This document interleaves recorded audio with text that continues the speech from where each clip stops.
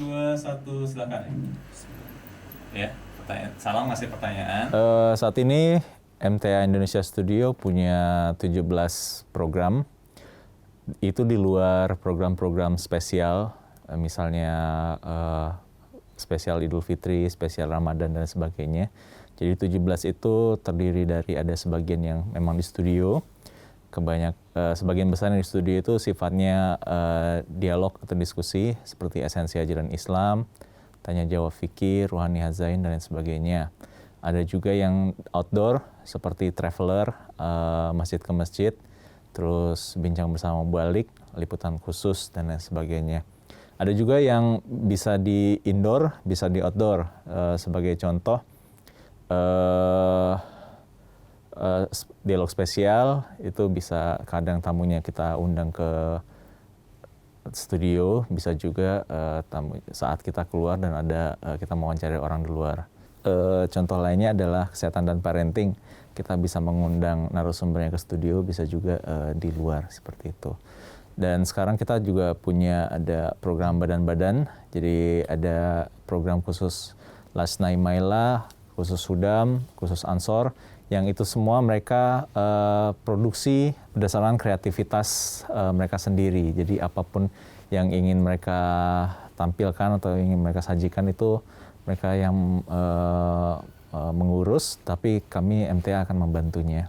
Produser di MTA itu ada 11, dan sebagian besar memang ada produser yang in-house atau setiap hari datang ke MTA, tapi ada juga yang volunteer dan mereka hanya datang saat akan syuting saja. Selain itu juga kalau tadi seperti program badan-badan tentu saja produsernya adalah dari Hudam, dari Ansor dan dari Lasna sendiri, dari pengurus pusat mereka masing-masing. Masing-masing sebagian besar produser itu menangani atau memegang kurang lebih 2-3 program, tapi ada juga yang hanya memegang satu program, misalnya yang tadi volunteer yang hanya datang ke saat syuting itu biasanya mereka memegang satu program saja. Selain program-program 17 program tadi yang kami kirimkan setiap bulannya ke London, ada juga news. Kebetulan saya yang bertanggung jawab atas news tersebut. Jadi news itu kami ambil jika ada kegiatan-kegiatan jemaat yang bersifat nasional, misalnya jalsa, istimewa dan lain sebagainya, atau ada kegiatan-kegiatan rapta atau berkunjungan dan lain sebagainya, itu bisa kami ambil juga. Atau kegiatan-kegiatan yang bersifat nasional, atau juga waktu ada bencana alam di Lombok dan Palu dan lain sebagainya, itu kami juga ambilkan newsnya. Untuk menggarap news itu memang harus cepat ya, jadi setelah kita ambilkan dokumentasikan kegiatan atau hal tersebut, itu langsung kita garap pada hari itu juga atau keesokan harinya, paling lambat keesokan harinya itu, agar bisa kami kirimkan ke London. Dan alhamdulillah 2 tahun berturut-turut news dari MTA Indonesia Studio dianggap yang terbaik nomor 1 di antara MTA Studio di seluruh dunia. Jadi kita secara kuantitas dan kualitas itu paling unggul ketimbang MTA Studio di negara-negara lainnya. Oke, nanti agak sini bang. Berapa?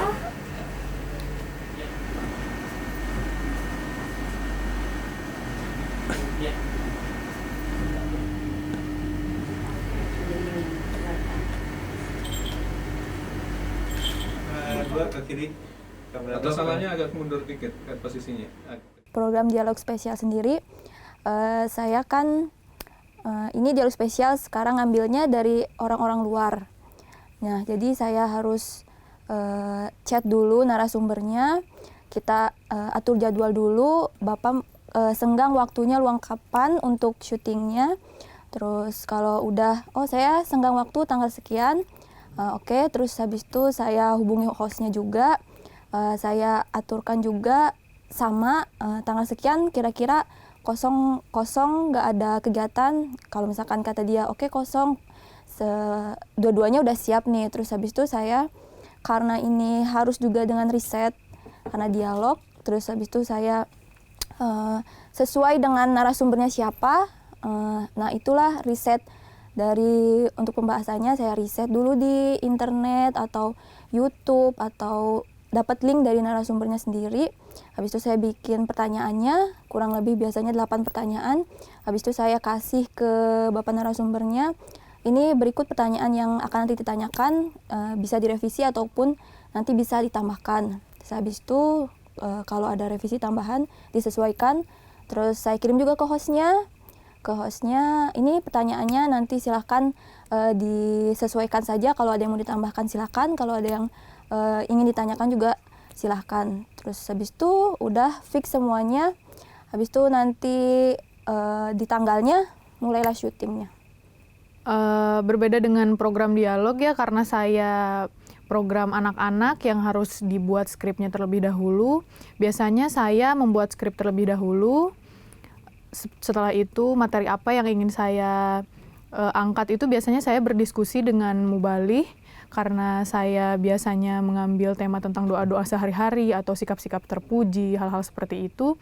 Saya berkonsultasi dengan muballigh, lalu saya mencari suatu hal yang ingin diketahui, karena di program saya ada segmen Tahukah Kamu, seperti misalkan kenapa cegukan itu terjadi atau hal-hal seperti itu, saya biasanya research di internet seperti itu. Kalau untuk Children Corner sih hambatannya paling sebenarnya tidak ada hambatan yang benar-benar mengganggu gitu. Apalagi untuk host kan, untuk Children Corner sudah Settle Arifin gitu. Jadi mungkin balik lagi ke jadwal sih yang menjadi kesulitan itu ketika misalkan jadwal Arifinnya tidak bisa, sedangkan kita kebutuhan syuting memang harus dilaksanakan gitu, karena kita harus mengirim dalam bulan ini misalkan berapa episode, sedangkan misalkan Arifin sedang dalam masa sibuk atau banyak hal yang tidak bisa ditinggalkan. Mungkin kendala lain itu berada di krunya, karena apabila satu syuting itu berlangsung pada satu hari, biasanya jalsah berbarengan dengan program kesehatan parenting atau dialog spesial, itu kan semua jalsah tidak bisa ditinggalkan. Sedangkan 2 program itu adalah mengundang beberapa ahli yang jadwalnya sibuk gitu, jadi kita tidak bisa reschedule. Mungkin kesulitannya ketika membagi tim, karena kita mempunyai keterbatasan kamera dan orang, jadi itu mungkin kesulitannya. Tapi balik lagi ke koordinasi antar produser, apakah bisa kita mencoba untuk reschedule, apakah bisa. Kalau misalkan bisa, alhamdulillah. Tapi selama ini sih kita lebih ke kalau kita koordinasi dengan produser tentang mana yang lebih urgent untuk dilakukan, biasanya sih lancar-lancar aja. Tapi itu menjadi suatu kendala, tapi masih bisa kita selesaikan.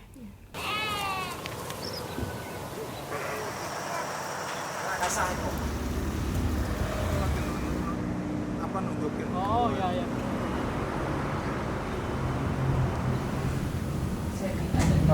Apa sih kendala-kendala yang selama ini sering dialami ketika kita syuting di outdoor? Nah, pertama karena MTA itu emang untuk produksi waktunya sekitar maksimal itu 3 hari. Nah, di waktu 3 hari ini kita tidak mempunyai waktu buat riset. Kita risetnya hanya menggunakan riset materi yang ada di internet. Riset-riset itu yang memang jujur kita kesulitan gitu. Nah, yang keduanya itu adalah cuaca. Mungkin di outdoor itu kita tahu ini cuacanya sering berubah-ubah. Ke tempat A, oh ternyata di sini lagi hujan, padahal di tempat B enggak. Nah, itu yang memang sering kita jumpai seperti itu cuaca. Misalnya syuting Traveler, ketika kita riset internet itu bagus gitu, airnya itu mengalir segala macam gitu. Tapi pas ke lokasi nggak ada airnya. Nah, itu kita merubah skrip ulang gitu, merubah skrip sehingga hasilnya itu disesuaikan dengan gambar yang kita dapat. Di sini saya memegang beberapa program, salah satunya liputan khusus dan masjid ke masjid. Mungkin informasi aja, MTA ini tidak menggunakan background lagu. Nah ini menyulitkan kita juga. Nah ini kadang-kadang yang emang kita mainin narasi nih di sini gitu, mainin narasi supaya bagus, supaya bagus gitu. Si alur ceritanya nggak membosankan.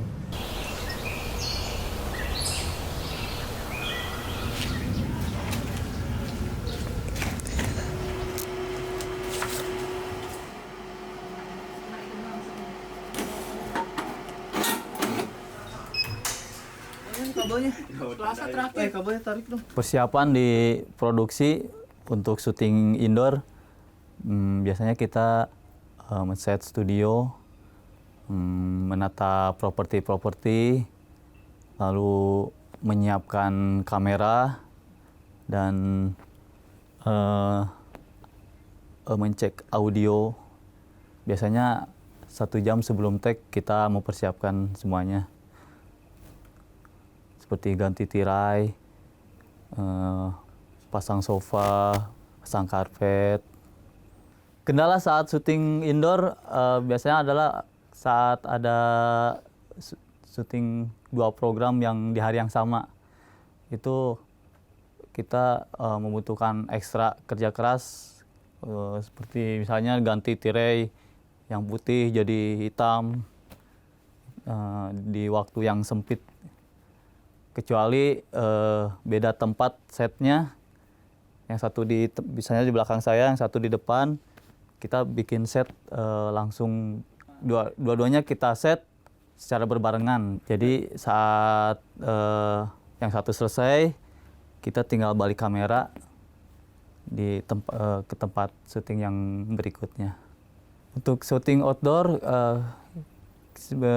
biasanya kita meminimalisir bawa peralatan agar tidak terlalu banyak bawa peralatan. Paling hanya kamera, audio, dan lighting. Kendala saat syuting outdoor biasanya di cuaca. Kita nggak bisa memprediksi, apalagi kalau saat hujan ya, kita juga harus melindungi alat-alat dari air, dan juga untuk di tempat yang kita datangi kurang pencahayaan, walaupun kita sudah bawa lighting tapi masih kurang, kadang seperti itu. Salah. Dah, ngomongnya. Astagfirullahnya nggak pakai izin.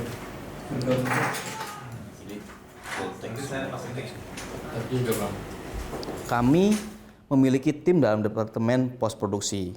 Masing-masing sudah diberikan tanggung jawab untuk beberapa program yang ada di MTA. Jadi setelah program tersebut sudah diproduksi oleh tim produksi, para editor sudah mengerti apa yang harus mereka lakukan. Tentu saja kembali lagi sudah berkoordinasi dengan masing-masing produser. Persiapan sebelum ngedit ya. Jadi ada beberapa persiapan yang kita lakukan sebelum ngedit. Biasanya kita offline editing. Pertama-tama offline editing. Jadi yang dimaksud dengan offline editing ini yaitu proses di mana kita memilih gambar dan menyusun gambar yang sudah diambil anak-anak produksi sesuai dengan susunan skenario ya. Skenario yang sudah dibuat oleh para produser tanpa menggunakan efek-efek. Nah, ada offline editing, ada juga online editing. Nah, proses ini adalah memasukkan efek-efek tertentu seperti efek transisi, efek warna, efek gerak, caption, dan efek-efek lainnya sesuai dengan kebutuhan cerita, kebutuhan skenario ya. Nah, lalu ada lagi proses di mana kami memilih materi audio seperti ilustrasi musik atau nazem. Kita kan biasanya di MTA menggunakan nazem ya, nggak menggunakan musik. Terus atmosfer dan sound effect. Nah, kembali lagi memilih materi audio ini sesuai kembali lagi dengan kebutuhan cerita. Nah, biasanya produser sudah membuat narasi, setelah itu narasi tersebut dibacakan dan direkam oleh dubber. Dubber yang sudah ditentukan oleh produser, biasanya dari tim kami sendiri, ada juga dari Jamiah. Setelah itu kita edit sedikit suaranya, kita potong-potong, kita masukin ke dalam timeline. Setelah program itu selesai diedit, tim produser mentranskrip beberapa program yang wajib dimasukkan subtitle. Terutama program yang wajib dimasukkan subtitle adalah program outdoor. Setelah ditranskrip, file tersebut kami berikan ke tim translator untuk ditranslate ya. Setelah semua selesai, hasil dari terjemahannya diberikan kepada tim quality control untuk dicek apakah kata-kata atau namanya SPOK-nya sudah benar atau belum. Nah, setelah itu baru diberikan lagi kepada saya berikan lagi kepada salah satu dari tim editor untuk dimasukkan subtitle dengan aplikasi yang berbeda. Kendala paling biasanya kalau misalkan tim produksi memproduksi di ujung-ujung bulan tuh.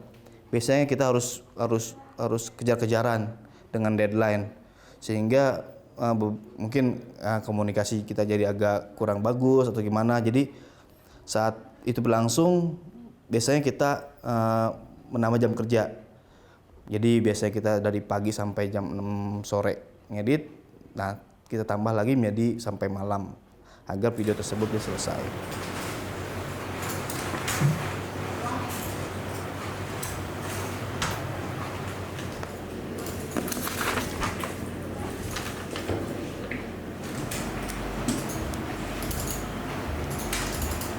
Setelah mixingan selesai di QC, langkah selanjutnya adalah pengiriman file tersebut ke MTA Internasional. Pertama-tama, file didaftarkan ke library MTA Internasional satu persatu, diberi nama sesuai dengan filenya. Kemudian file-file tersebut diupload melalui file Catalyst, yaitu program yang digunakan untuk penguploadan langsung ke server MTA Internasional. Biasanya setiap bulan file-file yang di-upload ada sekitar 14-17 file dengan total 400-500 giga. Karena jumlahnya yang sangat besar, proses tersebut biasanya selesai sekitar 2 atau sampai 3 hari.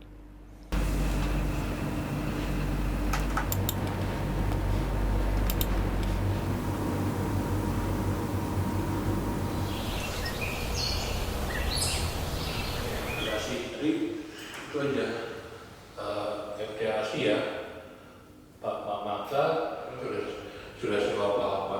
Pada dasarnya memanage SDM di MTA, kita mendapat arahan dari London, dari pusat MTA Internasional. Jadi bagaimana atas izin huzur Ayyadallahu Ta'ala binasir Rajis, bahwa MTA sendiri sudah punya struktur organisasinya, struktur kepegawaiannya. Jadi kita tinggal menempatkan teman-teman yang berkompeten di bidangnya, di produksi, di praproduksi, di editor, di IT dan sebagainya, menjadi apa yang sudah ditetapkan oleh MTA Internasional. Volunteer ya, untuk volunteer biasanya kita kerjasama dengan badan-badan, terutama Hudam dan LI, Wakafinau. Jadi barang siapa teman-teman kita, Hudam, Asna yang ingin menjadi volunteer di MTA Indonesia, dipersilahkan. Tetapi memang sekarang ini agak sedikit lebih diperketat untuk volunteer karena semuanya harus diketahui oleh Sekum PB dan Bapak Amir Nasional.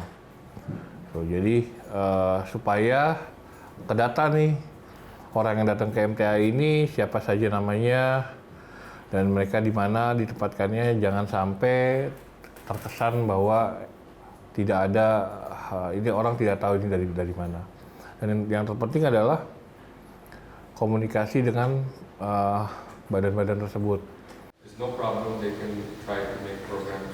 For MTA Indonesia Collection Management. All praise belongs to Allah who made all of this possible and making MTA possible for all of Indonesia.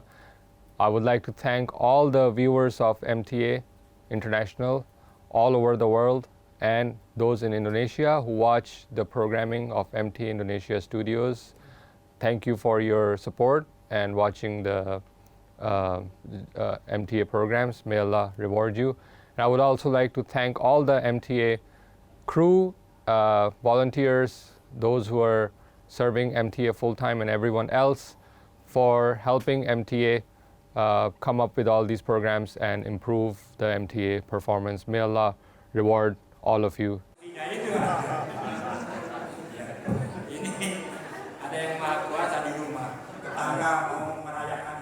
Dalam kesempatan yang baik ini, saya ingin mengucapkan mubarak kepada MTA Internasional dan juga MTA Studio Indonesia yang dengan kurnia Allah Subhanahu wa Ta'ala kita akan merayakan tahun ke-27 MTA Internasional ini.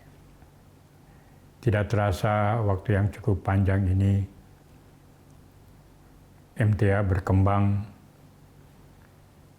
tidak hanya di benua Eropa tapi juga di seluruh pelosok dunia ini, menyampaikan pesan-pesan Islam yang damai, tabligh yang dibawa oleh Hazrat Masih Maud alaihissalam ini. Semua ini menjadi satu hal yang makin menguatkan keimanan kita, keyakinan kita terhadap Hazrat Masih Maud alaihissalam. Beliau banyak menerima ilham, kabar suka dari Hazrat Ilahi, dari Allah Subhanahu wa Ta'ala, bahwa suara beliau akan didengar di berbagai pelosok dunia ini. Secara zahirnya, MTA memegang peranan penting di dalam sempurnanya kabar-kabar gaib itu. Salah satunya adalah Isma'u sawtas sama, dengarkanlah suara langit, Ja'al Masih, Ja'al Masih. Ini dizahirkan, direalisasikan oleh MTA selama 24 jam. Ya, tiap hari ya, pesan ini sampai ke ujung-ujung dunia ini. Oleh karena itu kita patut bersyukur kehadirat Allah Subhanahu wa Ta'ala.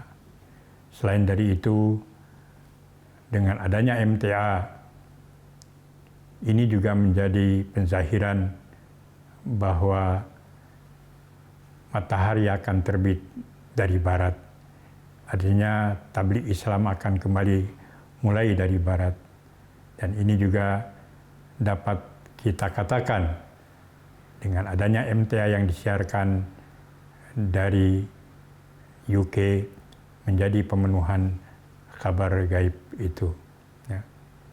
Kedepannya kita harapkan MTA Internasional, khususnya MTA Indonesia, dapat membuat program-program yang lebih menarik, yang lebih nyaman didengar, yang lebih dapat menggambarkan tentang Islam yang damai yang dibawa dan dicontohkan oleh junjungan kita Nabi besar Muhammad Sallallahu Alaihi Wasallam. Inilah harapan kita. Oleh karena itu, dalam kesempatan ini kami memohon kepada pemirsa dimanapun juga berada untuk mendoakan kami, terutama kru MTA yang bekerja dengan sangat luar biasa sekali. Sekian, Assalamualaikum warahmatullahi wabarakatuh.